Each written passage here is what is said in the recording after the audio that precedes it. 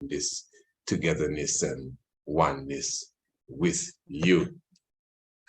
Again, of course, we glorify the life giver and the keeper of life, Emperor Haile Selassie first. And of course, this is officially the Tiger's Nest, a radio program, a program that comes to you every Monday, Tuesday, Wednesday, and Thursday, right here on Radio Anu, the international flavor. Of course, we're talking about the universal spice, and we will be having a very special program. We definitely will be, and we are already currently streaming live through the YouTube platform as well. We decided that we will do that for this specific presentation. So definitely just know that this is one of those special coming together where Radio Anu would definitely meet the YouTube, and I'm talking about the Tiger's Nest, and I'm very thankful for all of those who are with us on Radio Anu, even at this hour, and those who are coming in, even as we are here on the YouTube as well. What a joy. So again, family, blessed love to each and every one. And this evening's program, we intend to touch upon the different aspects of life and a reasoning that ones on the YouTube would have already seen it coming up. And it's a simple question. Yeah, it's a simple question. We're going to go deep tonight. It's a simple question. Was Haile Selassie the first 38 years of age, or was Haile Selassie the first 39 years of age when he was coronated? Now, again, someone who may believe that they are more interested in, a more deeper topic. What is that? I mean, all you got to do is count from when he was born and you could figure it out. Now, of course, yes.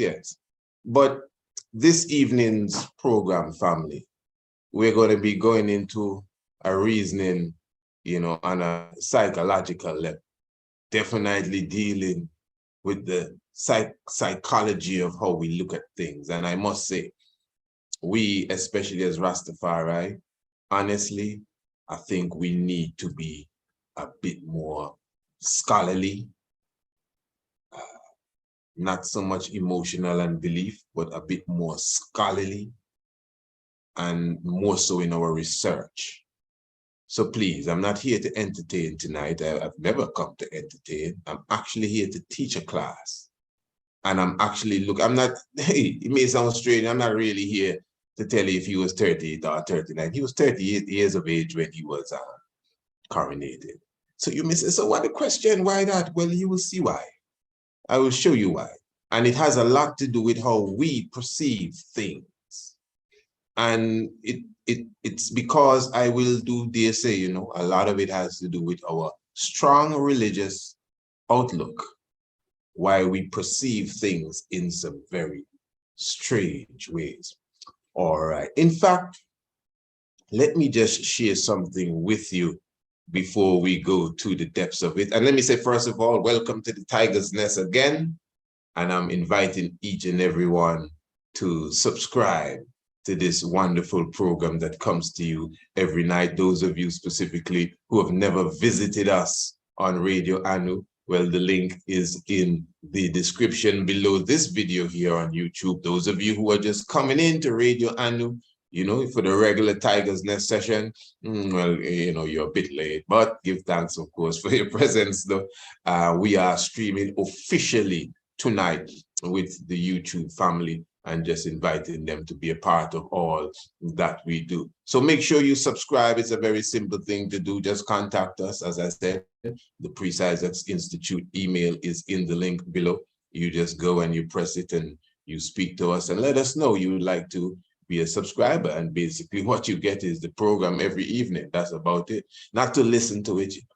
You don't have to subscribe to listen to it. You just tune into Radio Anu and it's there. You know, that's it. But now, if you want to make sure that you hear every episode, and even if you listen to every episode, but you want to collect it to make sure it's a part of your library where you bury all the lies, your archives, you know, your own vibration there. All you have to do is contact us, let us know, and we set up a monthly plan or a 6-month plan or a yearly plan, an annual plan, and you definitely get it. So never, ever miss another episode of the Tiger's Nest again, and just subscribe to such. And of course, you know, I'm going to remind you, and more in the program this evening, I'll go a bit deeper into it. Remember that it is the 3rd of November, 2022. We're talking about Patrons Day. The pledges are already coming in. I think we've had about, well, some of these pledges actually turned into contribution. If I'm not mistaken, Honorable Empress, we got about 150 in contribution, isn't it? So that, I think that would have wiped off the pledges. So officially right now, I don't think we have any pledges. I'm not too sure. Okay, I think we have one, but a little more in the program, I'll give you some more detail as it relates to the whole aspect of what is taking place here on the Institute as it relates to Patrons Day. So remember, Patrons Day is every year. We definitely celebrate Patrons Day. And of course, that is the 3rd of November. And the 3rd of November officially is the Coronation Day of Menelik II.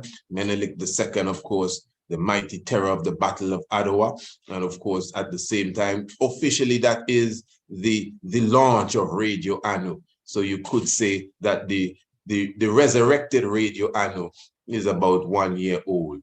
But prior to that, remember, Radio Anu existed before, and of course, it came to a halt because of specific reasons. In fact, you know, the program we did previous night in the Tiger's Nest, and this is why you should be a subscriber to the Tiger's Nest. Those of you who were with us in the Tiger's Nest previous night, I think we went for about an hour and a half, you would clearly understand now what it is we are talking about when we say, you know, depending on what you're defending. I like that, it rhymes. Depending on what you're defending, all eyes on you. I wonder if you understand what I'm saying. Depending on what you're defending, all eyes on you. What we were speaking about previous night, we're talking about the economic situation as it relates to our people and how that is connected to our history in general, and the geopolitical situation of today. It's deep. I mean, I don't want to try to go into it now, but we were going into the 1912, 1913 situation when President Woodrow Wilson came to power. And we spoke about how is it that when he came into power, the United States was $1 billion in debt.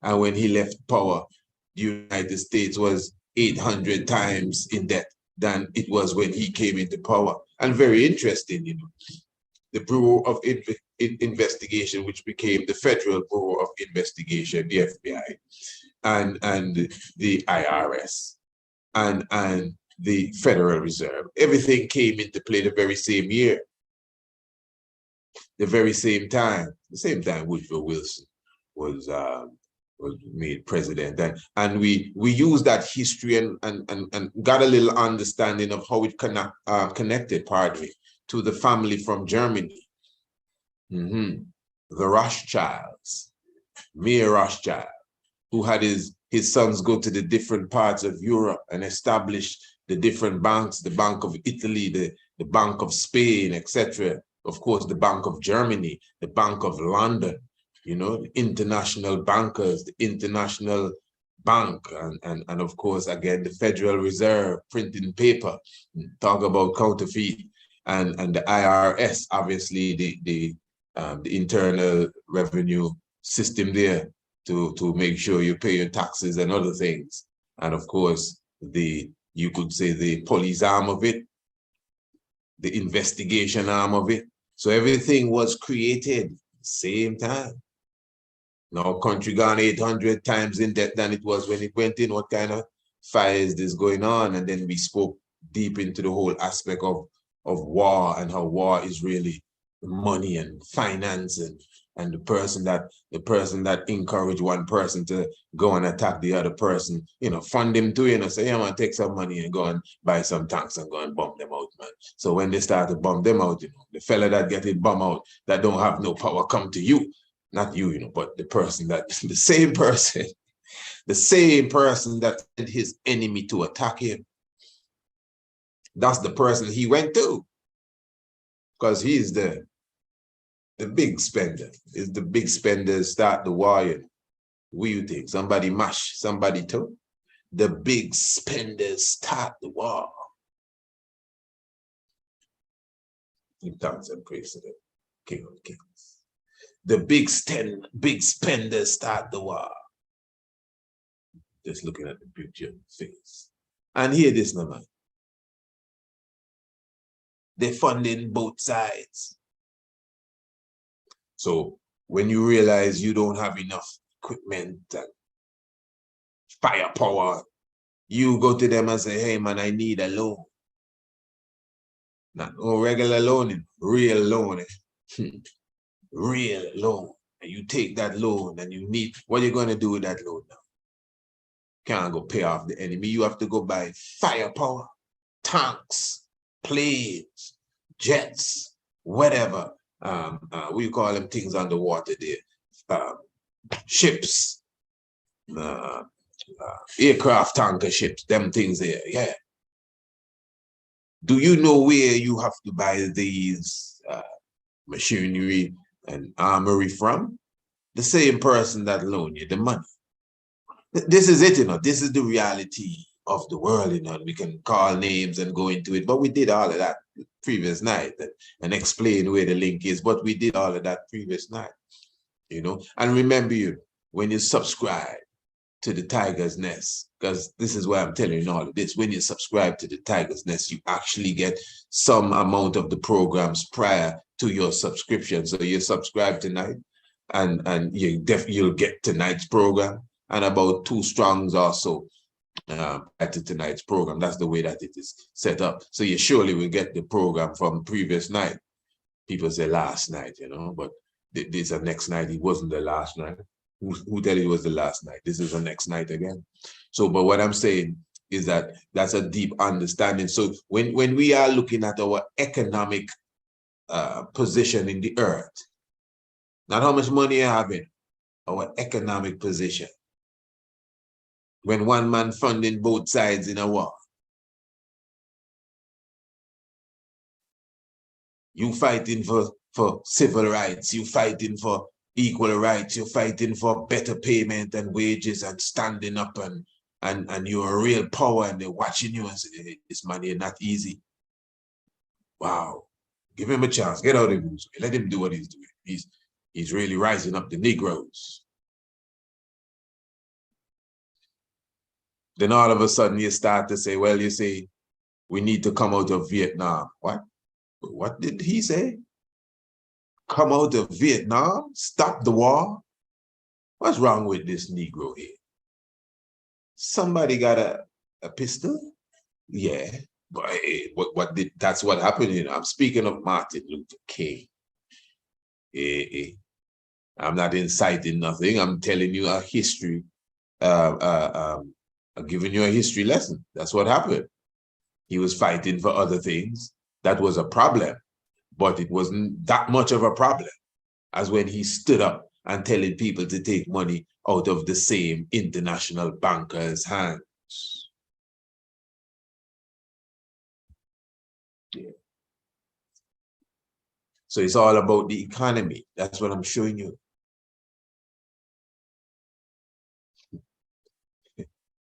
Here you could make 6 figures as a black man, because they'll say we like to say, hey, listen, man, slavery is done. We can do what we want. Okay, yeah, you can make 6 figures. some high six figures too, every year. You can make $1 million every year too. Yeah, man. You can make 3 million every year. Yeah. A lot of us, well, not a lot, but some of us doing that. You can make 3 million every year. Hey, we could step up and make 50 million every year. Wow. Enough people doing that as Black people still too, you know. You know some of them and have them as high celebrities. Make a 50 every year. Do a little business. Yeah. Buy a jet or two. Yeah. Hey, Bill, huh? Keep an eye on him, right? Okay, no problem. Yeah, you can do that. You can buy a yacht or three. Yeah. Then link up with your next Black millionaire brother and your next Black millionaire sisters and start to talk about building some schools in Africa to teach real history now. Not to feed them cornmeal and chips and all of them things, but to nourish their mind and to nourish their stomachs as well.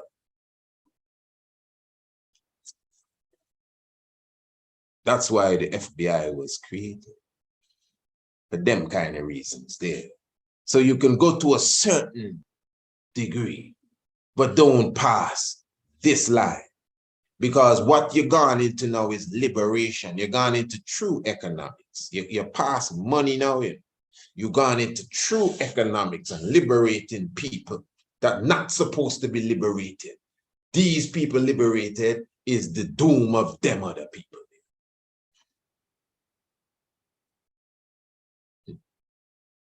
But anyway, that is not the topic of tonight. And remember, you know, this is not a YouTube program. Eh? So YouTubers give thanks for your presence, but this is a radio annual a program that we are sharing specifically with the YouTube. So this is how we do it when we are here on the Tiger's Nest Radio Annual, talking about the international flavor, the universal spice. But yeah, so just reminding you once again, make sure you tune with us. This is an all-day affair if you don't know it. All day from the uprising, from 5 o'clock, Nyabingi going all the way through. We have definitely will be having special guest speakers and lecturers with us. We're going to be, you know, for the full day. We are going into the whole aspect of the telethon as well. We definitely already have Black King Sound who will be sitting with us. A few of our professors and doctors will definitely be with us. And Brother Kemet Shockley definitely will be also in the house. And of course, remember yourself, our special visitors and loved ones. And as I said, we are aiming, our target is 12,000 this year. And that is the full budget. And that can be shared with anyone, eh? Anyone who desires to see the budget and the proposal letter towards it, you know, we share that with you. You can read it for yourself. If what I'm saying to you may not be good enough, and you can examine it for yourself and you see exactly how it's broken down, etc., etc. And as I said, that goes into the essay competition for African History Month, which is in February. But of course, this is how it's done here. We prepare ourselves early for that. So just make sure you are a part of that. It's going to be a wonderful day. Remember, that evening we will be having the official video launch of a Pedimec. All are invited. There's no entrance fee whatsoever for this. All you have to do is contact us and get the link and just be there and, you know, sit in. And we will be starting that at 8. And all of that is a part of Patron's Day. And after that, we still return back to Radio Annual. I mean, Radio Annual will not go to sleep. You know? Yeah, Radio Annual will still be rocking while we will be viewing a Pedimec, the conquering lion hath prevailed. All right, I definitely showed those on YouTube, the trailer a few evenings ago. And maybe before we move off, I will do that for you. What I wanted to share with you, family, was first of all a comment, and I just want to remind you, you know, that the discussion is it's historic, yeah, and scholarly, but we want to examine, you know, our psychological outlook on things. All right, so, you know, we did this video here. This was a few such ago. Biden marijuana pardons, etc., etc. So I was reading this comment here, and this is from an individual, Garvin Rodriguez, Spanish sounding. And I mean, I'm not really pointing out Gavin more than anything. Actually, if I read your comment, I'm gonna, and I find it interesting what you're saying. I'm gonna look to see who you are, but as most time there was nothing to see, nobody to see, no trace of anything. But he says here, hey man, stop lying to the people with your madness. No, I mean, now here what my madness is that I lying to the people about, which will definitely accuse most of you too that know the history as being liars and mad as well. He came out the madness. He says Rastafari was crowned, and he capitalized, so he's screaming at me now. Rastafari was crowned Negus on the 7th of September 1928. Mescarem 27, 1921. His Imperial Majesty Haile Selassie was not crowned Negus on the 7th of October. Okay, good. Fair enough. All right. Now I know for sure that most of you in the audience can attest that history would account that Rastafari took the title of Negus and was coronated on the 7th day of October. Now, outside of Mr. Rodriguez, as I said, I didn't see no one. It could just be something, but it's all right. I put that aside now. But the comment, and even the way that the comment would have to have been expressed to me as a teacher, and very concerned, not with just knowledge, but with understanding, I thought that is just something I wanted to address. Okay. Now, as a researcher myself, I would, and remember the title of the program tonight, was Haile Selassie, 38 years of age, or 39. All right. So I myself, as a person that would have done my research, I would have come across that he became Negus on the 7th of September. More than one occasion as well too, in different books. But for sure, and this is what I'm saying, but for sure, the vast majority of manuscript that I come across would highlight that he was coronated Negus on the 7th of October, 1928. What I'm saying, family, whichever one you think it may be, or maybe you think he became king on the 7th of September, but was crowned on the 7th of October. The point I'm making is that when we are diligently studying and researching, try your best to keep ignorance and emotion out of it, even if you're by yourself. And as I said, the program that I'm going to bring to you tonight, I will show you exactly why I am saying that. Now, you see, when it comes to information, as me, I am a teacher. Just today, I was speaking with a brother, and we were speaking about when I first started doing radio programs, 1997. 97, 98, the mystic vibration, but the teachings really began maybe about 99, the teachings, but prior to that, it was a lot of studying. I'm telling you, family, straight up, I don't know, today we don't do that kind of studying as brethren when we come together. But when we came into this, it was a lot of reading. Me personally, to be honest, most of these books you hear ones speak about that are considered classic works, I'm telling you, I would have gone through, well, it can't be all of them, but the most of them. All of the Dr. Ben works that you call, it'd have to be something that was somewhere in the archives that they don't know about. You know, you hear one, of course, the destruction of the Black civilization, you know, but stolen legacy, and you know, all of these books of renown, the Diop books and the Van Sertima books, etc. So we would have gone through them. The Naim Akbar books, and of course the Tony Browder books, you know, and we're even coming from a day where there's a lot of video cassette watching, but it was more books. Reading was the thing. Bust through the Bible 4 or 5 times, clean and back way, all sorts of things with clear understanding of it. So reading is a very important art. Lecturing is nice. Documentaries are very good as well.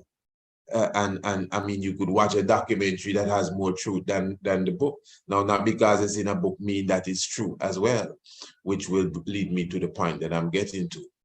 Most of us, right, that are not responsible for the information that we utter.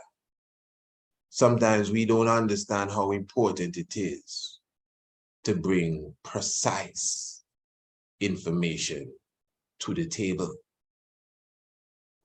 Now, in very early times, when we unraveled the mystery of the Olmec as it relates to Marcus Mosiah Garvey, the rubber people, the Night of the Black Tiger, and even leading up to Epidemic, the Night of the Black Tiger would be a good installment for you. If you don't have a copy of that, if you don't even know what I'm talking about, the Night of the Black Tiger is our very beloved third full-length video documentary, the divinity of Marcus Mosiah Garvey. And of course, and you could get that obviously by visiting the website. You could get that by also emailing us, of course. And it is within that documentary we highlight, and other documentaries and other reasonings as well, the link between Marcus Mosiah Garvey and the Olmec people. You would even hear us speak of the link of the Olmec calendar, and the Olmec calendar being risen on started, pardon me, on the 13th of August, 3113 BC. And the 13th of August is actually the date where Marcus Mosiah Garvey would have officially recognized the red, black, and green as the flag of the Negro world in 1920 it is. Of course, the All-African Conference of Marcus Mosiah Garvey from the 1st of August, very important and interesting and critical date, to the 31st of August, you know, that time frame there, the month of Mosiah, as some of our conscious ones refer to it as.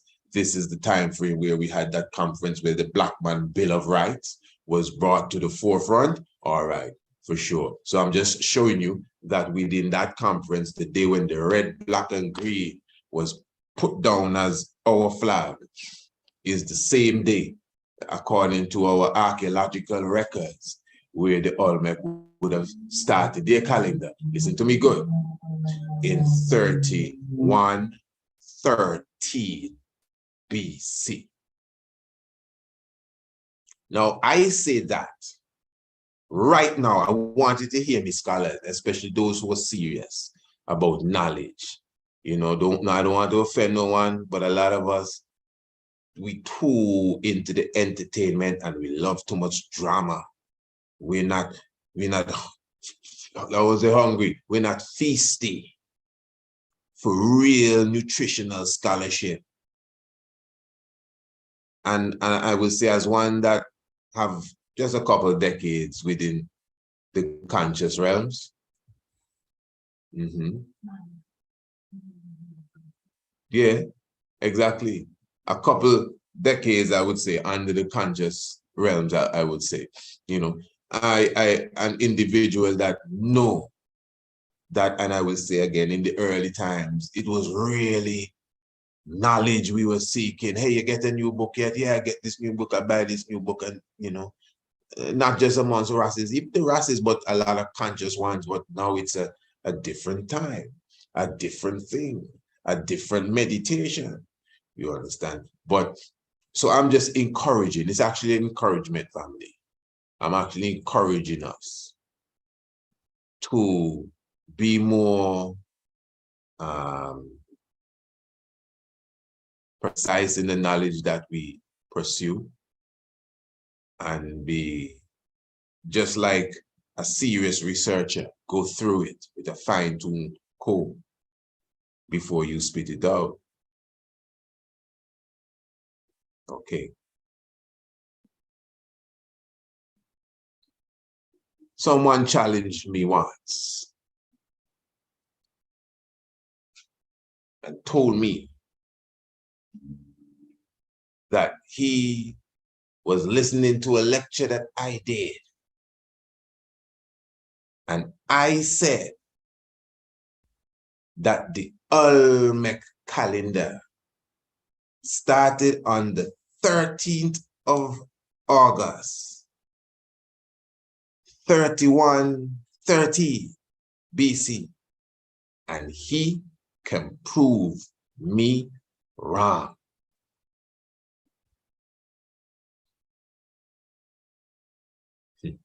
A while back, you know, I can't tell you. It was in the 2000s, though. Somewhere early up in the 2000s. Them times not too long after 9/11. So he came with this thing that was printed out, you know, a little paper there. And the caption on it, the highlighted area, he highlight everything you want to make sure I see this, you know, is that the Olmec calendar was started the 11th of August, 3014 BC. Remember, my date is the 13th of August. 3113 BC. So it's like a year and something off, or something like that. I say, yeah, wow, interesting. And I'm sure because that time there, it wasn't too much, heavy, too much internet, So research mean books. Research mean encyclopedia. Yeah, that was research at that time. But because he showed it to us, I said, okay, I have to just eat for the moment and go back to the library with that one, or go back to the lab. But I know what I received in my knowledge. Coming to realize that archaeologists, hear this, family, coming to realize that archaeologists and researchers have been debating over those two dates for a long time. The 13th of August, 3114, and the 11th of August, 3114. Let me say that again. I think I have that. The 13th of August, 3113, and the 11th of August, 3114. Both of them, obviously, BC, before the Common Era, about 5,000 years ago, when the Olmec calendar started. Just about a year apart, it don't make a difference. Yes, it does. Which one is the right date? All right. I just want to read something here for you. And this is coming from civilization.ca. And this is This is where, yep. And it's from the website historymuseum.ca as well. And it's talking about the mystery of what is called the main calendar, but it's really the Olmec calendar. Now, obviously, most of us would understand that the main Olmec people have a specific long count. Family, I had to go into studying the long count too. I went into even the same brethren, because somebody I know, years after I buck up on him and we reasoned that same thing out. I asked him if he understood the long count and the tun and the katun, etc., and the back tun and these different ones, which is important to really comprehend this the science of the Olmec calendar, and even the 2012 event that took place, that some people say didn't take place on the 21st day of December. But anyway, let me just read this quickly. So this is saying here that the 52-year cycle was inadequate, however, to measure the continual passage of time through the ages. Another calendar was thus devised, called the long count. The long count was based on the following units of time: a kin, 1 day; a yunal, a month of 20 kins, you get that; a tun, a year of 360 kins or 18 yunals; a katun of 20 tuns; a baktun of 20 katuns or 400 years. Larger units included the pictun, the kalabitun, the kinchitun, and the analitun. Now, those larger units, I'll tell you, I never even went into the depths of those. You understand? In fact, I'm sure many ones may not have even known of those larger units. You see, this is what it's all about. So there are different levels to it. And it says each anaitun was equivalent to 64 million years. And of course, remember when we did the program speaking about the years of Brahma, and it was like countless of trillions of years. Imagine putting a number to that. Countless of trillions of years. Then it says here, the long count starts from the beginning of the current creation cycle and corresponds to the present age, that of today. The date of this creation is set at either 3140 BC or 3113 BC of our modern calendar. Same calendar, but it's really calendars, Julian and Gregorian. All right, let me just go over here now to yucatantoday.com and just read this for you. Just follow me, family. Follow me, good. Remember, we just spoke about the 5,200 years as well, so just keep that in mind. All right. It says here, apart from the Ha'ab calendar, the men also use other dating systems, such as the sacred Zolk in the Bookshak calendar, which was made up of 260 days. The lunar calendar made up of 18 lunar months, and the Noac Venus calendar corresponding to 854 days. So these different levels of calendars were used by the main Olmec people. You may remember all the commotion surrounding supposed Mayan prophecy, which is said the world would end in 2012. This idea had its root in many people's misunderstanding of the long count calendar, which does not end, but simply resets every 5,000 200 years. This calendar is believed to be one of the oldest in the world and records events stretching back to the year 3113 BCE of our contemporary Gregorian calendar. So remember that the Mayan ancient Olmec calendar that records the 3113 BCE is the astronomical calendar. So when you start to add the Gregorian calendar into the play, that is where you get the mix up. Remember,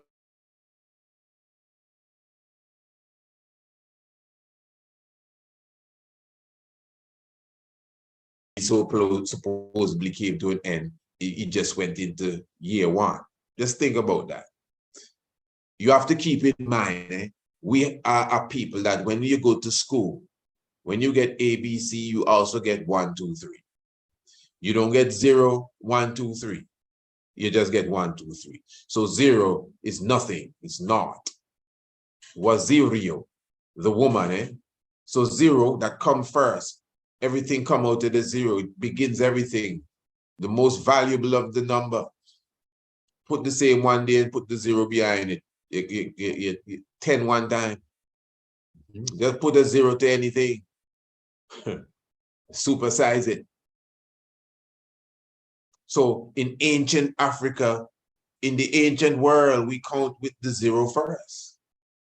So there's some mystic reset when you drop from BC and go straight into AD and start from 1. That's like if you're born at 1 year old. Like you're born today, you're 1 year old. No, this is your first year. You see the science? This is your first year. Listen to me good, eh? This is your first year. But you're not 1 year old as yet. Or 1 year old, but 1 year old. Yeah. 1 year old as yet. And when you become 1 year old, you would have begun your second year of life. So while you're in your second year of life, you are still registered as being 1 year old. You comprehend me? Right. So obviously, when you become 2 years old, you've done 2 whole years, that means you've begun your third year. But you're 2 years old, but you're in your third year, but you're 2 years old, but you're in your third year, but you're 2 years old, but you're in your third year. You know, so when you psychologically don't have in your mind, because from baby and kindergarten, I tell you they don't care, you know, they care, they don't care.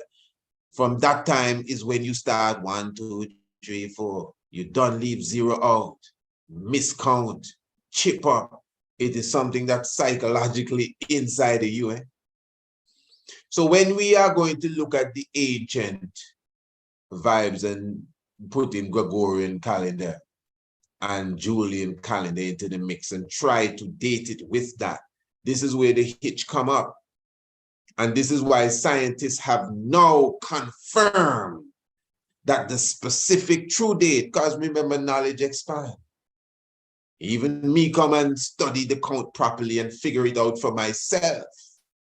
Scientists have now confirmed that the true date of the start of the Olmec calendar is the 13th of August, 3113 BC.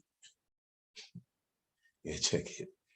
I mean, ones may say what they feel, you know, because ones will say, oh, you know, this and that, but I'm telling you, you have to research. People say I say things that not true. I have it wrong.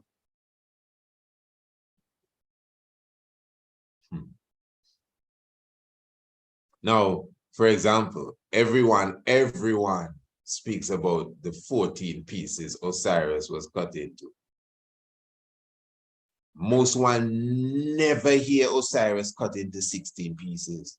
So when Precise come with that theory, they know, like, oh, he always making up something.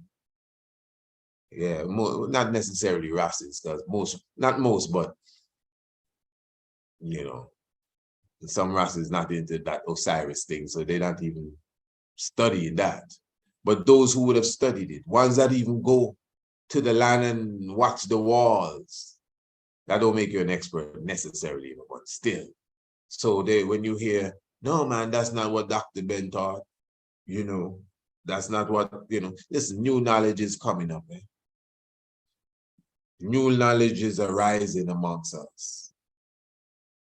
And even in my book, The Heavens Declare the Glory, Rastafari and the Cosmos, when we speak in that chapter directly highlighting Asar or Osiris, we show you from ancient Kemet, we give you all the facts of exactly how it's related to the rising of the Nile. And because remember, it's theology, so even the theology can morph onto another level. In the theology, the savior may be a bull, but then as it moves on, the savior turns into a ram. At one stage, it's 14 pieces, but at another stage, they consider it 16 pieces, and they can show you how they come to that conclusion scientifically. So, family, this ain't no surface thing we bring in here. And this is why I'm trying to, even for the young ones who are seeking knowledge, don't just even listen to I and they say, oh, Priest Isaac says so. You got to take your time. Because in the same way Priest Isaac say that the Olmec calendar begin on the 13th of August, 3113 BCE. Somebody else can just come with some outdated thing. Remember, science journal we follow, and these different things, peer-reviewed documents. Somebody will come with some outdated thing and say, hey, the Priest Isaac you're listening to, he wrong, no joke. Look at this book here. Let me hold on, let me take off the cobweb. Look at this book here. Yeah, you don't see, he have the date wrong, and then you know, because you're not well researched yourself, and you didn't get this lecture here, you just say, wow, Priest Isaac have that wrong, and move with the crowd. 14 pieces, 16 pieces, move with the crowd. So this lesson here, you know, is to fortify you. That's why I began by showing you Mr. Rodriguez jumping on me like if I have sinned against the highest heaven for telling you that the emperor was crowned king on the 7th of October. And again, what he's talking about, I know of that. I know of that. Some people have Empress Men in Earth there's the 25th of March. Hear me, the man. Hear me. So if I say it's the 25th of March, am I wrong? Some people say it's the 2nd of April, somewhere there. I mean, which one is it now? But then now we have done programs on that and showed you for sure. You see, the 25th of March, do you know that's when Emperor Menelik became emperor? Menelik became emperor on the 25th of March.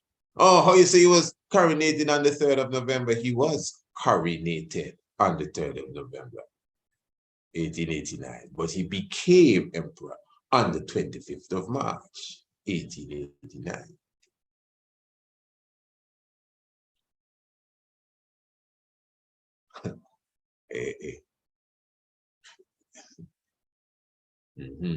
That's Empress Men in Earth, the day, 25th of March, you know, science.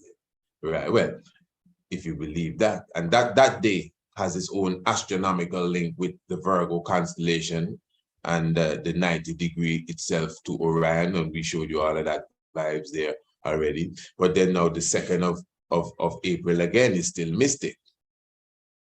Some say 2nd, I hear some say the 3rd. Still mystic any which way, because that's the time she became empress. Not crowned, she became empress when the king became emperor. And the king became emperor on the 2nd of April, 1930. So you see how knowledge is? He became emperor, but he was crowned on this day and became, and this is what I'm telling even the commenter here. I know I'm not wrong to tell you he became Negus on the 7th of October. And I know anyone out there who is in the study know I'm correct. You know, the 7th of September energy, as I said, I myself have read that with my own eyes, that Haile Selassie I became king on the 7th of September. Yes. But again, I've read many, many things that have two sides of the story. And I've just showed you how I've taken my time and evaluated it properly. Maybe you haven't taken the time to evaluate it properly, to come to a proper consensus within your own self. All right. Now, to the question of the night. And why I would ask that question. Now, unless you're just joining us, right?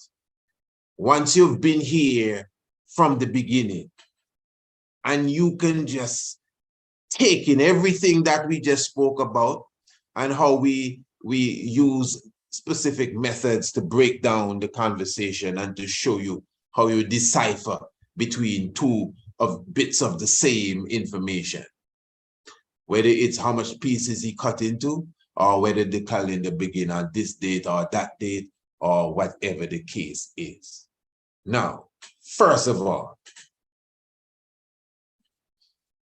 where did I, Preciser, even get the idea that Haile Selassie was 39 years old when he was coronated? Hold on. I'll tell you why.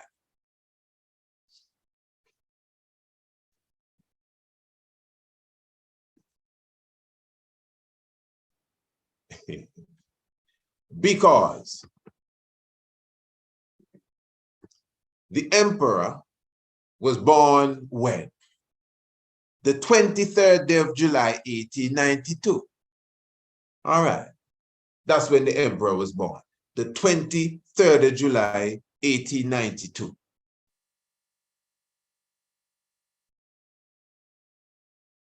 So he was coronated the 2nd of November, 1930. Dates and time we're dealing with. Right, family? No, just be with me now. I soon seal up. Don't worry, I'm not going to keep you here all evening. We're soon done. Yeah. So that means, get the calculator, he must have been 38 years old at the time, right? Yeah. Right. Okay. So where you, Preciser, get the idea that Haile Selassie was 39? I get it from Haile Selassie. What?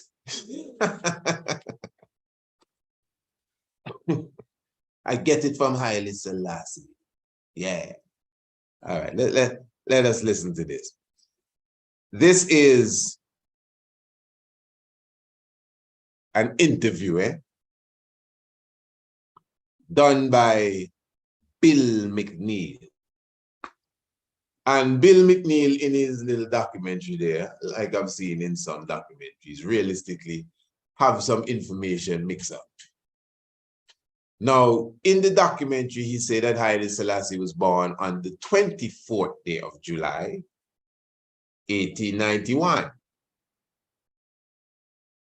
Anybody out there agree with that? Any one of you agree with that? You know what I mean? Yeah, if on the YouTube, maybe I should look in the chat to see if anyone will answer me. Let me see now. I wasn't looking at none of that, but let me see. Anyone agree that Haile Selassie was born on the 24th day of July, 1891? Okay. I think everyone say, you know what I mean, it was 80. Oh, here's somebody saying there he was 39. Wow. Okay. All right, well, you see, fair enough. You may be saying so, Brother Jeff Kelly, because, again, maybe you get the information from where I'm getting the information here. All right. But anyway, Honorable Sekhmet says she disagrees. All right. Well, history really tells us that, you know, the emperor was born again on the 23rd of July. I'm taking my time with this, and I hope I'm not too, you know, solemn with it tonight. It's a teaching. I'm not here to rah. It's a teaching, family. I know why I'm doing it like this. This is not a joke. This is serious. Hear what the man say here. Listen good. The church now celebrates the liturgy in a dead version of Amharic, which is called Jais.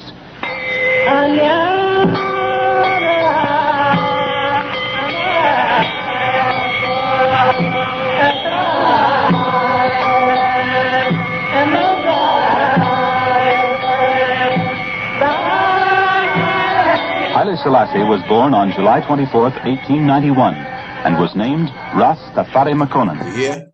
The man say, Haile Selassie was born on the 24th of July, 1891.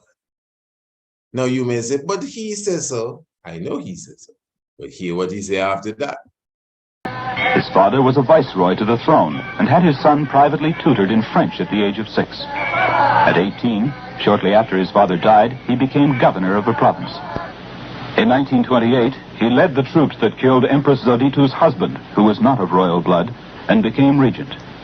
He became emperor on November 2nd, 1930, and was crowned Haile Selassie I, King of Kings, King of Zion, conquering lion of the seed of Judah, power of the Trinity. Well, he have that part there, right? The date part, 2nd of November, 1930.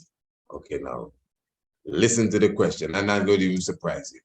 And many of you know it. He says something about the coronation, and he's going to ask the emperor. He's going to say, you were 39 years old when you were coronated, Your Imperial Majesty. And His Majesty going to say yes. Because you have to keep in mind, you know, that even in this interview, Haile Selassie spoke English several times, which of course, you know, he's versed in several languages. And even one time he's speaking in English, he just dropped that and gone into the Amharic. So, you know, back and forth. Even one time he talking to the man, asked him a question, and he asked the man, why you ask me this? If he would not succeed the throne, why would we say he was the heir apparent? Talking about Asfawasan. So the man is going to ask him, or say, this is the statement, you were 39 years old when you were coronated, Your Imperial Majesty. Yes. Your Imperial Majesty, you were 39 years old when you were crowned in 1930. Yes. Could you tell? No.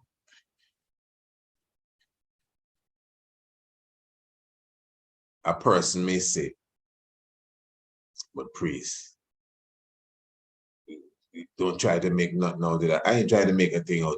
Hold on, family. Listen. You know I'm not Mr. Trivia. I'm not trying to make a thing out of it. That's why I went through all what I went through before I got here. I showed you people like who, the type of people that would make something big out of this. The commenter, Mr. Rodriguez, pardon me if I call the name wrong, but I don't feel that way. He was very upset with me. I mean, he was ready to tie a millstone around my neck. Madness, what madness you're telling the people? This is what the man have me on, what madness? Stop your stupidness, he said to me. What is stupidness? Madness, you're telling the people, what? That the emperor became Negus on the 7th of October. That's madness. Even if you think, man, you have it a bit off. You see, that shows you yourself not research. Because if you were research, you would say, well, Ras, I know why you say so, you know, because I myself, you know, true, I'm well read too. I see most books say he was crowned the 7th of October. But me, I have the truth here because I have the council records, or I have I mean, if that's the case, that's the case. But to come out with that aggression, just because you think I'm off, when that is basically the accepted history from my research and from most research. And I'm just trying to show, not even him, but to the rest of the family, especially you young ones seeking this truth. Don't join the anger game. Don't join the melee game. Don't join the drama game. Stick to the knowledge. Stick to the research. Stick to the scholarship. You know, that's what we bring, you know, scholarship, you know. If it's not a guest or a visitor we have and we talking back and forth, we ain't come to waste no time. You got to leave the tiger's nest saying, wow, that's some heavy stuff. That's it. You got to leave saying, yeah, man, that one, I get that good. Yeah. Straight up. Straight up. Because there's too much knowledge out there, man. Man, we can take a whole week and talk about one star. But you see, some people not even interested in that. It's just, you know, trivial. So now, let's get to this now. For those of us who are very religious too, and the king can't make a mistake. I ain't saying the king make a mistake. But again, I like to bring things and purposely put them on the table to see how we react. So what the king saying there now, is it the truth? Is he 39? Remember, that's the King of Kings talking. The King of Kings. I did a program at time, Can Haile Selassie Lie? I Get Fire. I did a program, Is Haile Selassie a Mason? My good brethren, Zeb, my Lord from St. Lucia, come all the way here in Antigua to show me my Lord. I'm not too pleased about that. My Lord, give thanks. Family, we have to come out of them things there, man. So was Haile Selassie a Mason? Now play with me now, you know. Now make me get on you now, you know. Anyone that didn't even deal with the king can just eat you up because you're too dogmatic and you're too religious. Why nobody can prove to you that the king have on the regalia? Oh yeah, but he's king again. Well, exactly, but just cool. Now act like if it's hard. Don't let me talk about this. Knowledge, information. That's why when you're well studied, we have a thing here in Antigua, we say, right, when you can't read, they say you're ignorant, meaning you get vexed quick and because you don't have enough in your head of knowledge so you can have a proper discourse. And I'm speaking to specifically the young ones, again, coming into this knowledge. Because I know how it is, you know, young ones get influenced by older ones. Some of you don't even have another avenue beside this YouTube thing and you just say, yeah, let's watch Precise tonight, or let's watch someone else tonight, or this tonight, and you're sucking up and trying to find your path. Take your time and research what you're doing properly. Now follow nobody in the dogmatic game. Let's get back to this now. So what the king saying? The program I did is highly, not is, but Can Haile Selassie Lie? Get mad with me, boy. Even though they watch the program, they're still mad with me. I use the king autobiography, the book that the king himself wrote.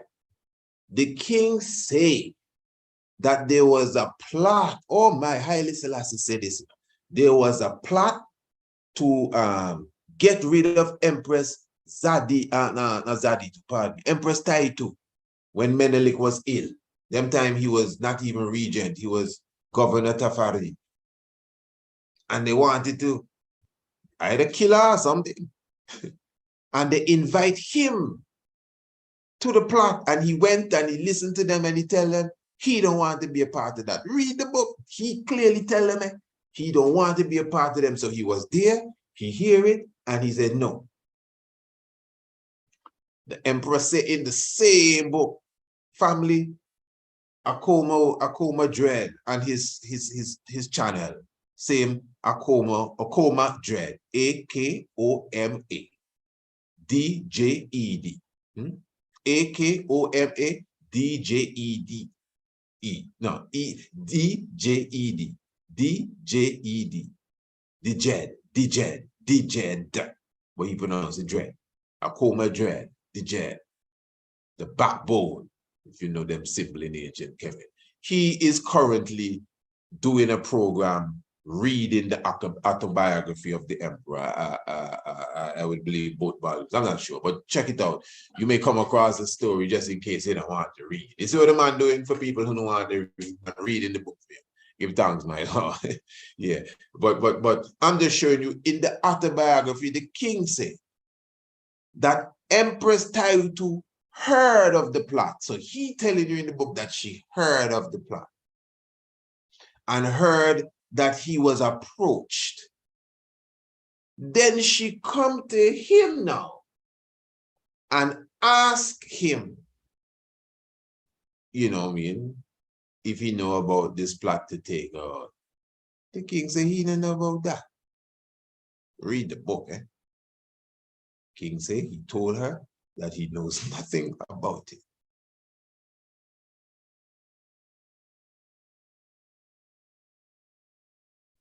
And then she said, that is not true.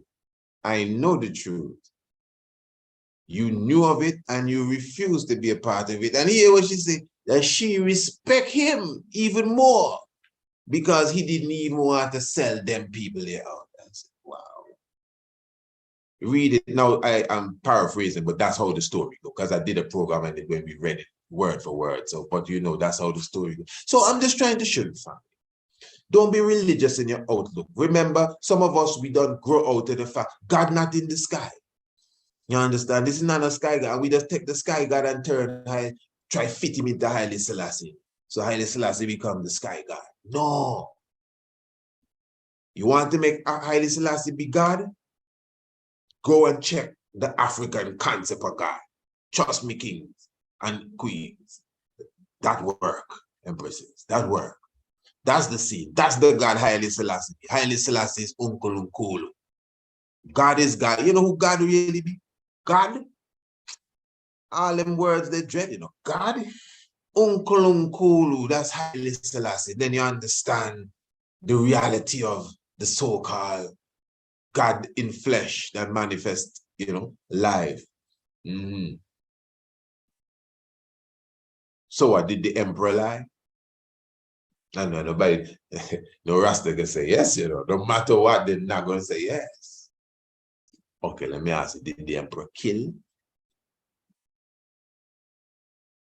I mean, who know the emperor slew life? How much battlefield the king on? A penny making. How much battlefield the king does beyond licking plane out of the sky and thing? But thou shalt not kill. I don't know, I just ask him, you know. Because it may be that religious tie that make you want to say the emperor told an untruth. He self tell you that he know about the thing and he tell the empress that he don't know about it. He says so, he tell you, yeah, I knew, but I tell her I didn't know. What you call that? I know you don't want, I know it's hard. We don't want to say he was a Mason. You're gonna say, well, it's because, no, not well he was, but it's because, not wrong, just say he was. Too dogmatic. That's like you're a slave to some kind of religion there, man, that you can't free up your soul and say, yeah, man, boy, the king fool them off. Yeah, the king does fool off people too now and say, yeah, man, look at over there. The king fool people off and say, yeah, man, look at it. At least, okay, he told a fib. You don't want to say that, no, tough, yeah, I know it. You know, the king, when they came into Ethiopia, when they were marching back to Addis Ababa, I think it was, you know, the war was being won and the forces were there, you know, the allied forces and the full thing. So the emperor now, all of this in the autobiography, the emperor print out a pamphlet saying that they're going to come either through the valley between one village and the other village. Again, obviously, you can see the details are not there. And you know, when man would have read them book too, I mean, still go through them, you know, but again, these days, the beard wasn't them, they're so thick and so. Reading, young ones, read, man, read. Go and find some old books that these same books you hear we speak about and mention. Go and read them, man. And a lot of good books are there right now. You know, Robin Walker, When We Ruled, and so go and try to get your hand on these books here and a lot of because even a lot of the ancient knowledge to it from the Dr. Benson, so some of them knowledge have to be readjusted too. Nothing wrong. You have to be ashamed. You know, nothing wrong. You know, I could have easily been saying that the Olmec calendar is 3114 because I would have read it somewhere else. And then to realize that, well, I would have realized it was between both of them, but now the consensus is that is 3113. I mean, don't be ashamed. You know what I mean? Some of you get licks in school for forgetting to put Pluto as a planet. And right now, if you put it now, you get licks again because it's not a planet. Yeah, imagine that. Imagine that. Just think of that. So what I'm saying in looking to seal up, because I'm sure you are ready to go. And yeah. We cannot be, oh yeah, before I go there, what I was saying, yes, I've said so many things, that the king say in the flyers, and he had the planes drop the flyers to the people that they coming through this city and that city or through the valley, something like that. So the people looking for the king and the whole parade coming through, yeah, man, yeah, man. The enemy there waiting for the God of God. They went the other way. Not because they know the enemy there. That was to fool the enemy off. I don't know if they attacked them from the rear or it was just, I'm not too sure, but obviously they still got attacked. All them had to run away. But the point is, and oh, here it is. The flyer had on the imperial seal. So it coming from the King of Kings himself. We coming through there, and he know he not going that way. He going the other way. Now you're gonna say, oh, but priest, that's not a good point. Remember, that's a war, you know. That's a war they fighting. Oh, okay. I agree. But the thing is, you can understand that level. But there may be another level that you just don't understand because you don't see no war. And you may not understand why the man tell him, or he agree with the man when the man say, you were 39 years old when you were crowned emperor.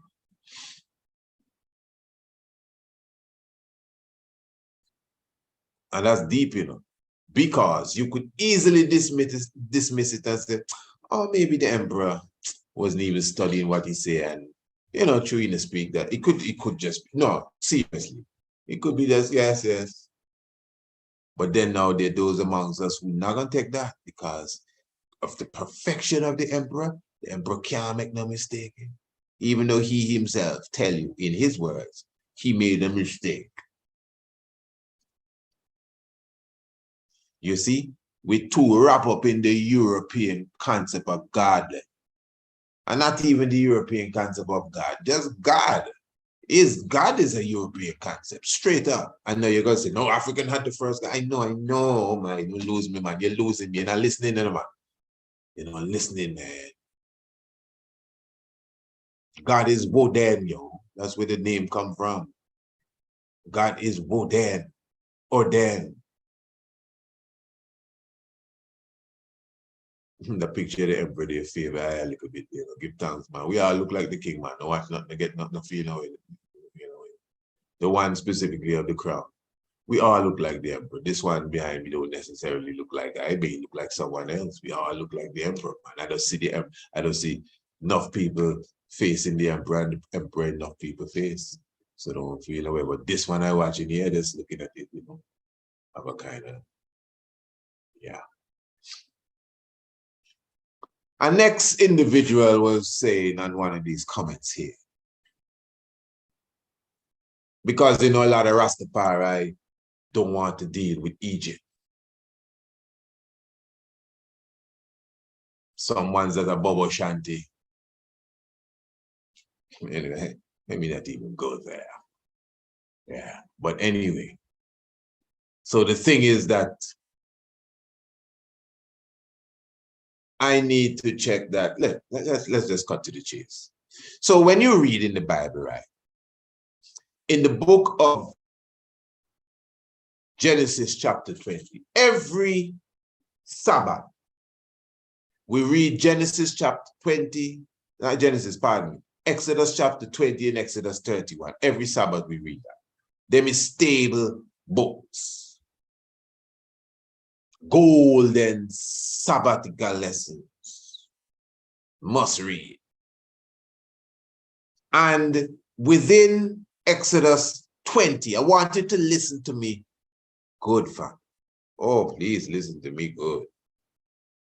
Please listen to me good. Within the golden sabbatical lessons, you have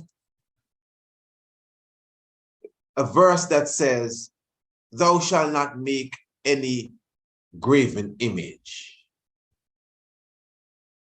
Thou shalt not bow down to them.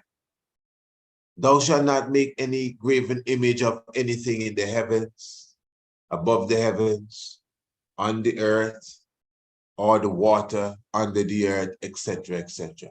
Nothing." So basically what it's telling you, you're not supposed to make no image of nothing. All right. And then there is this thing about our anciency, our statues in ancient Kemet. Because, you know, those that lack the understanding of what's really happening is trying to tell you that somehow we as Black people were enslaved in ancient Egypt, eh? And Moses came and bust the Red Sea that is between Arabia and Africa into, and we walk across onto the land of Arabia. None of you can prove that. No Rasta, no Bobo Shanti, you can't prove that. You need to stop talking things straight up. You know why? Because if I didn't clarify that, maybe I'd be quiet. But some just don't want to accept it from I. Straight up, let's just be straight. Them is make-believe. You're making up that. You can't prove that. You can't prove nothing like that, that no, I and I was in slavery in Egypt and we bust Red Sea and gone away. Not, prove it, prove it. Now vex with me, prove it. I open the floor for you to come here and prove that. But I can prove to you that the King Solomon that you talking about ruled from Egypt. Straight up. I can go deep into it. Eh? Deep. And I don't care who out there say, oh, but Prince Solomon exists. You are the next level too now. You just keep quiet and you're calm. Because you have a great misunderstanding.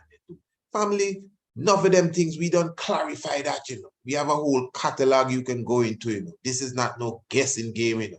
This is a problem in the scholarly community in Rasta.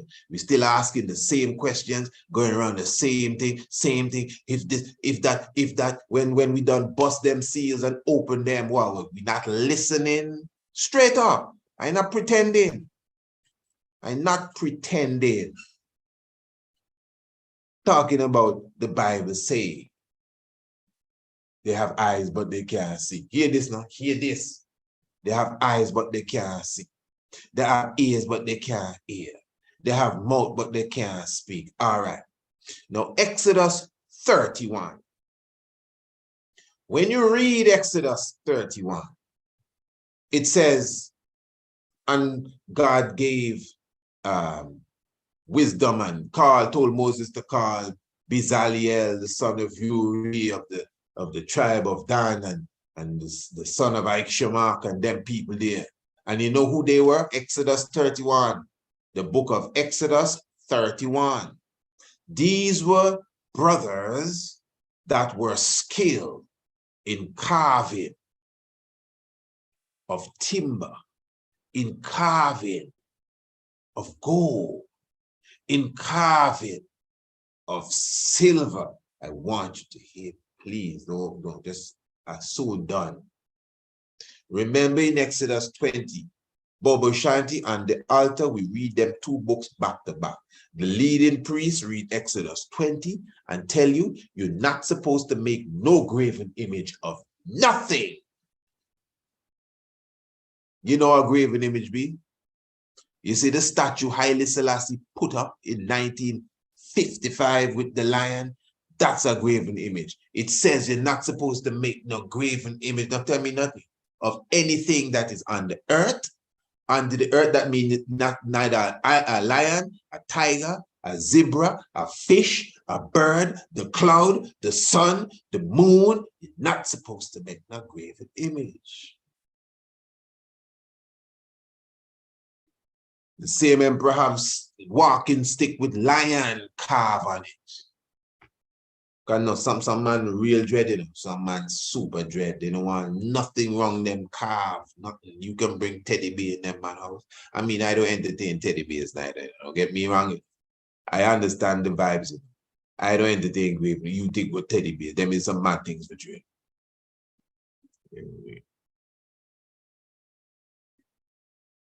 But I'm showing you, at least furnish your mind properly before you jump out there yourself and try to. In the same Exodus now, 31, he's telling you about man that skill in taking blocks of gold, blocks of silver, blocks of timber, and carving what out of there? What are they going to carve out of there? Tell me. Well, it's not no graven image. You sure? You sure? Who made the Ark of the Covenant? Who made the Ark of the Covenant? It was the same Bezalel under the instruction of Moses that carved the Ark of the Covenant. Where did Moses get his instruction from? The same person that instructed him to write the 10 Commandments from the Lord. The same 10 Commandments that says you're not supposed to make no graven images are going to go inside of the Ark of the Covenant that was made for it. The Ark of the Covenant is made from shittim wood. The Ark of the Covenant is overlaid with gold. The Ark of the Covenant, when you read the story, has its precious staves that is used by the Levites to lift it up. The Ark of the Covenant has 2 angels. Remember, you're not supposed to make no image of anything in the heavens above, on the earth, or in the water underneath the earth. They have eyes, but they can't see. Now, these angels that were prepared by Bezalel, the son of Uri, of the tribe of Dan. These angels, you know, an angel is a man, you know. They're not zebras, they're not giraffes, and even if they were, you're not supposed to make no graven images of anything. Okay. These angels have eyes. Can they see? Come on, talk to me. You're the one that say, oh, Pata, them statues, Pata can't see. Osiris can't hear you. I ain't arguing with you. Nobody in no statue worship here. I'm asking you now. Can the angel on the Ark of the Covenant with ears, can it hear?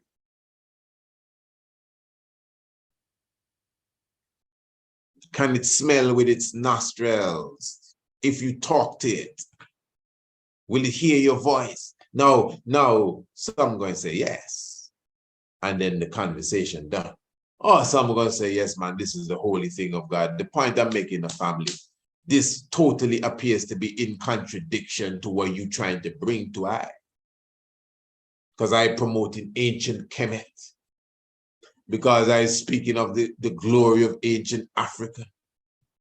So what you're gonna tell me, the Benin masks in ancient Nigeria, them things are graven images too? I know you're gonna come to that. Yeah. So what are these? The wings, and a human being, a big, big eagle wings, stretching forth to touch each other. And this is not graven image. And I'm showing you the person that did this is Bezalel, according to the scripture, because they were crafted and well trained in doing this. This is beautiful artwork, Ross. What you talking about? Nothing wrong with it. Nothing wrong with it. Graven images is you within yourself. How you take worldly possessions and the same gold, the same silver. Yes, nothing wrong with gold. Is God make gold. Gold is a natural element that keep the world moving, and platinum and silver and diamond. Nothing wrong with these things. But it is you within your own self that make them graven images. Even the things and the lust of your heart and temptations that you bow to, you have made them graven images. Remember what he said about the graven images? You're not to bow down to them, nor worship them. Listen, that is why we always say even the beast that you're supposed to sacrifice is not no lamb, not no sheep. It's the beast within you. The beast within you, the beast, the animal nature. They say the human is the intelligent animal. You're physical and you're spiritual. So you're supposed to live in this physical at a strong spiritual, level. So in other words, you sacrifice the physical in a sense, but it's symbolic, the beastly level, the 666 within yourself, which is your beastly physical makeup, the 666, the carbon element, that's the science. It's not one or the other, it's both things. So you sacrifice it upon the altar. That is the symbol of it. There's a lot of symbolism here. It don't mean you run for no goat, no sheep. So in the same way, the graven image, all of that you're carving is what you put before the Almighty, whether it's sport and play, whatever it is. You don't have to get a piece of wood and a chisel and do nothing. But if you put it, him, her, them, whatever, before the essence of the Almighty, which is the essence of all, that's graven image for you there. I always like to say whatever people have on their wall is what they worship. Somebody that into a lot of cars, they're going to walk in the house and see a Ferrari and a Lamborghini all over the wall. Somebody that into basketball, you're going to come and see LeBron James and somebody here and somebody over there, Somebody that into other things, you see it on the wall. When you walk into the house of a Rasta man, you see Selassie up there, you see Marcus over there, something else going on up there, a cultural thing over there, some lion thing over here, So what people are into, what they worship, is usually on their wall. They're religious at it. So you cannot look at the beauty of our art in ancient Kemet. Those of you who want to deny your anciency, come again. Your argument is weak. You cannot deny this, Rasta. If this is graven images, so is this. Solomon built a temple. Solomon have acts and in the name of the Lord. Instructions coming from the Lord. And in the temple, carving of eagles, gold out of gold, carving of ox, carving of lions all over Solomon temple, and the temple where the same ark going to go and dwell in. So what did we have a reformation, an amendment to the law of the graven images? Or is it that the people that are reading this book in the 20th and the 21st century just don't understand what they're reading?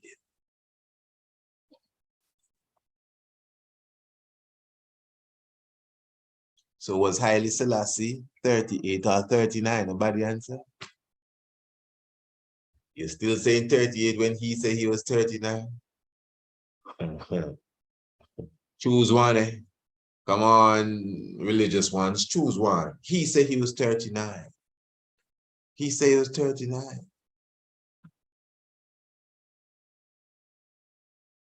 I'm positive the emperor was 38 years of age, but as I said at the beginning of the program, when you are 38, you are already in your 39th year.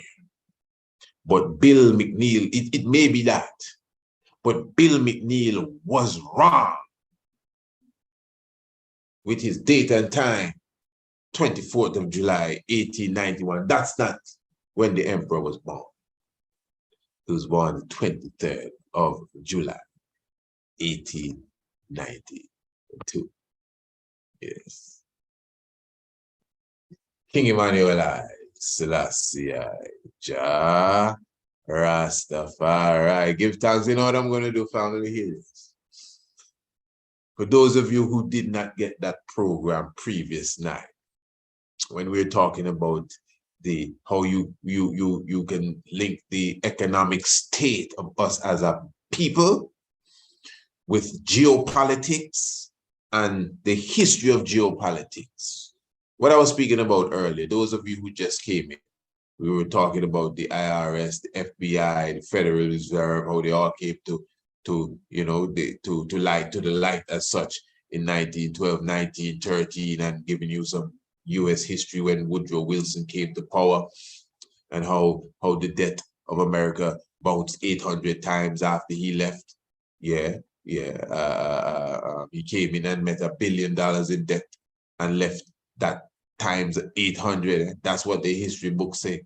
And of course, we went into the whole aspect of the wars. Hey, listen, I'm not giving you no more. All you have to do when we seal up here is just go in the description below. Those of you who are not on Radio Anu, those of you who are on Radio Anu, just stay put. You understand?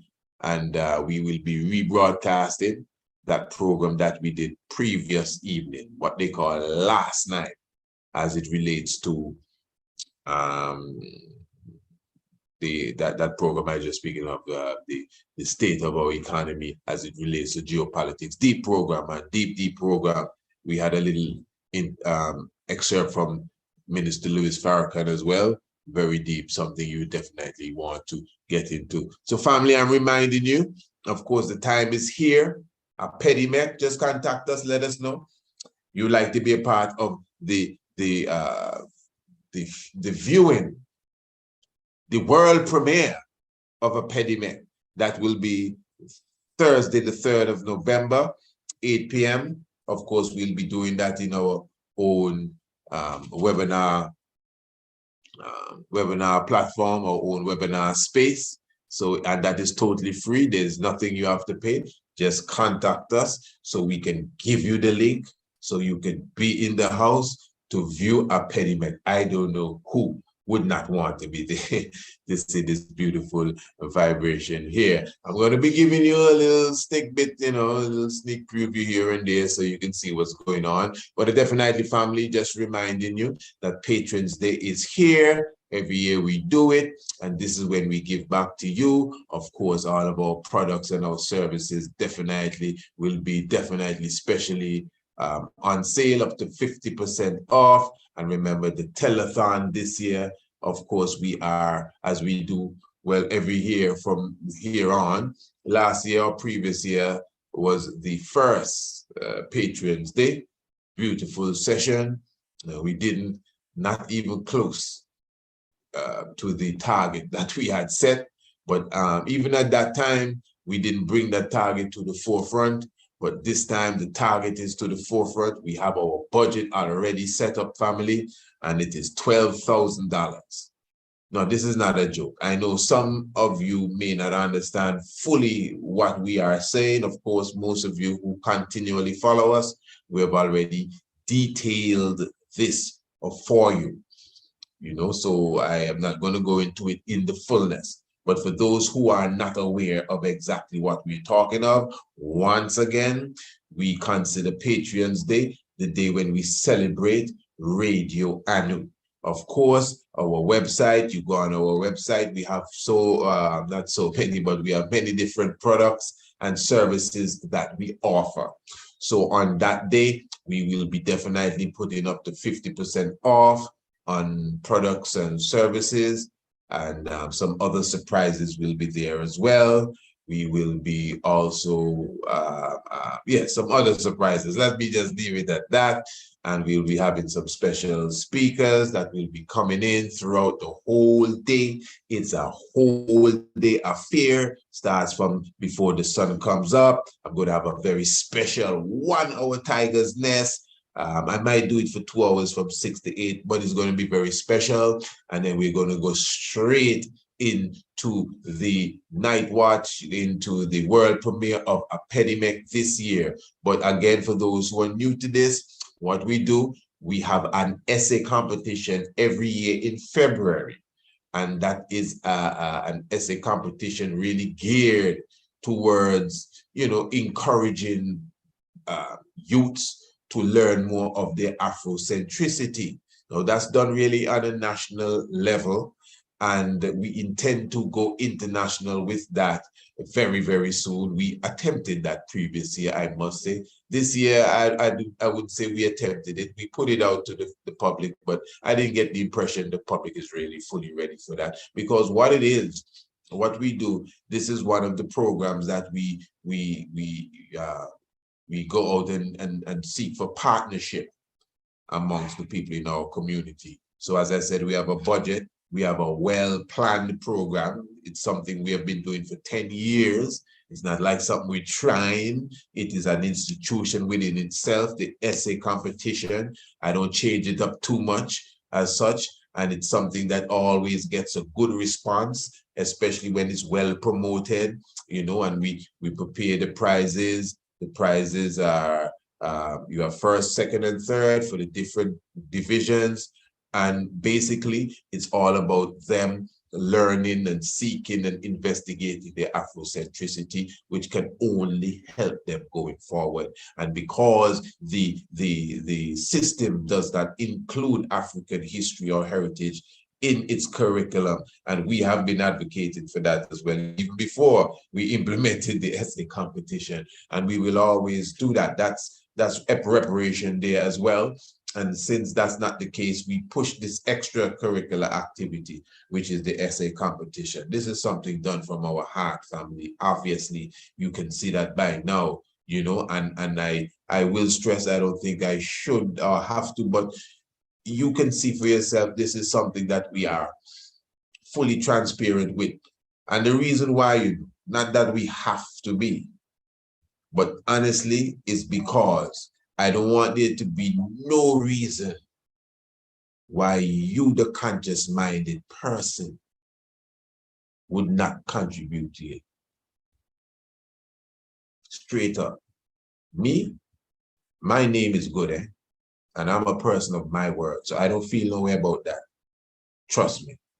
But just so you can understand, that's why every year, as I said tonight, if you want a copy of the proposal and the budget, you can see. When we get the prizes, we come right on the video and we show it to you. When the winners win, you get name, everything. We read some of the essay prize giving ceremony, you're there. You see everything. At least since when we've been broadcasting it on this level. Doing it for 10 years, but it's on different levels as time moves on. You understand what I'm saying, family? I'm not saying, if you don't want to, you just don't want to. Nothing wrong. But at least I know you understand the value of it. You understand the purpose of it. You understand that you understand my heart towards it. You at least, you may not even know me personally, but you can't say, you cannot say that Priest Isaac is not somebody about African liberation. This is not a joke for me. I'm being very serious with you, family. This is not no joke for me. So when you see me bring this to you, the essay competition, that is one of my hearts, when I bring it to you, it's not for no play. I'm very serious, man, because we need to get the mind of our children, man. Every day I see them pulling their pants lower and lower and lower. I don't want to see the boxer shorts. Got to get to the mind. This is just a little drop in the ocean. We have bigger plans. But in all honesty, you know what I mean, we need each other to get them things be done. So I'm very thankful. And as I said, this is why we push that transparency too. So there's no reason for you to even try to say like, well, a lot of money, you can do that. No. Please. You would hurt me to even begin there. So that is why I am looking for us to make sure we raise that $12,000 by the 3rd of November. No joke, fam. That is why I said, pull in your pledges now. Start the pledge now. Even if you know you're not giving it now, pledge now. Pledge now. Let me hear you email me tonight or whatever tonight, WhatsApp, whatever, and say, hey, I'm not going to be able to give you the money till January, you know, but I pledge $50. Man, even that I would say, give thanks. Now you may be saying January, but we in October, January so long to pledge $50. Okay. But at least we know you're with me. I don't know why you have to take that time to pledge to give $50, you know, but at least I know I rate you much more than who knows say nothing at all. But to me, you're not what? So this is not something that looks as if it's worth like let's add to the works going forward. But anyway, all of that is a part of the teachings. I'm going to leave it at that for the evening.